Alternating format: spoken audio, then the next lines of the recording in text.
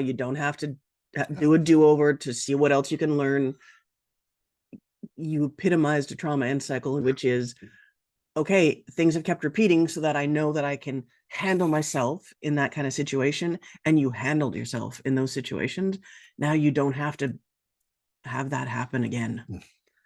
And that's not only like thank flicking fracking frack, but also that changes when we're not having part of our nervous system on some level actively looking for the next trauma to get us to the new place. When that noise isn't in the background, the amount of space that gives you and the amount of things you can see suddenly, because you just didn't have the bandwidth to see it before, because your brain was too busy going, I got to get you to survive these hard things, I got to get you to survive.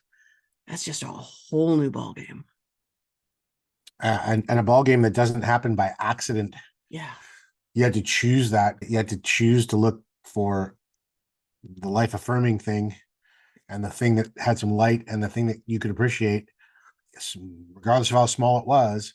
You had to choose to focus your intention there and resist the terror of just only looking for the life challenging things. Yeah. And there's a big difference between collapse and putting something down that's heavy when you have the space and support to put it down. Yeah. They're very different ends of the continuum. And that's what you did. You managed to not collapse. And the benefit of that is that you got support. And now you're also in a place to get support where you're allowed to put down the heavy thing. Right? It doesn't have to be a collapse, but you can put the heavy thing down or have some other shoulders underneath it to kind of give you a breather and give you some ballast back so that that heavy thing doesn't constantly keep weighing on you. Not that it's not heavy and not that we may not have to look at it again, but you're not collapsing.